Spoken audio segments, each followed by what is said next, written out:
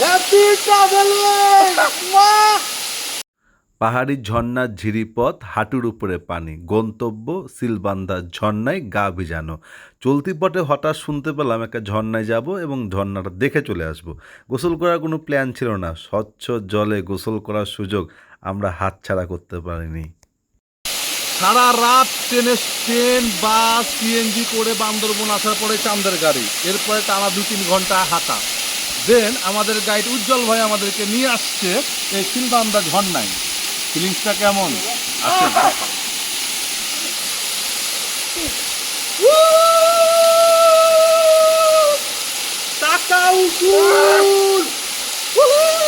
প্রশান্তির চিৎকারে আপনিও মারতে পারেন এক বুনো উল্লাসে। এখানে কেউ আপনাকে বাধা দিবে না, আর কেউ প্রশ্নও করবে না আপনি কে বা কী বা কোথা থেকে এসেছেন।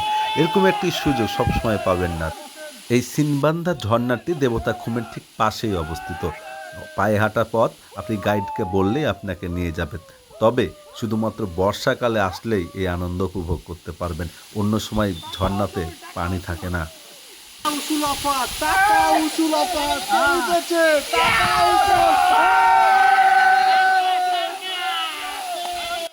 দারুণ একটি ব্রেক থ্রু ছিল, ক্লান্তিটা একটু নিমেষেই দূর হয়ে যায়। ঝর্ণার পানি অনেক ঠান্ডা, অনেক স্বচ্ছ এবং কেমন জানি একটি আলাদা তৃপ্তি দেয়। ঝর্ণায় গোসল করব এই প্ল্যান ছিল না আমাদের।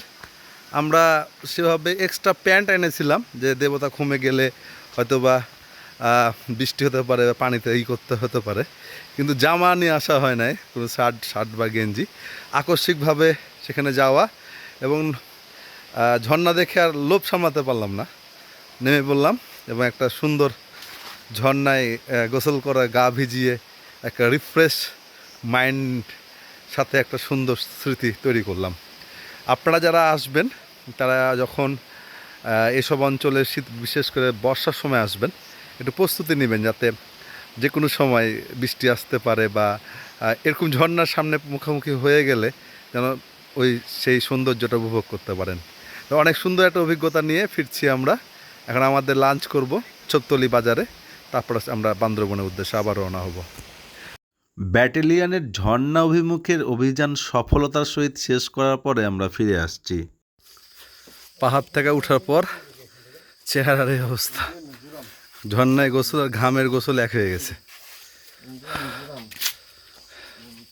বন্ধুরা, দেবতক্ষম ট্যুরে যদি এসে মনে হয় যে আপনারা আস্তে আস্তে দুপুর হয়ে যেতে পারে, তাহলে আগেই এই কচ্ছপতলিতেই রেস্টুরেন্টগুলোতে অর্ডার দিবেন। খুব কম দামে খাবার পরিবেশন করে, প্রয়োজনীয় জিনিস এখান থেকে কিনতে পারবেন। দেবতক্ষমে আপনার অভিজ্ঞতা জানার অপেক্ষায় থাকলাম। আমরা এবার ঠিক এভাবেই চিল মাস্তি করেছি। আর এক পর্বে দেখা হবে ইনশাল্লাহ।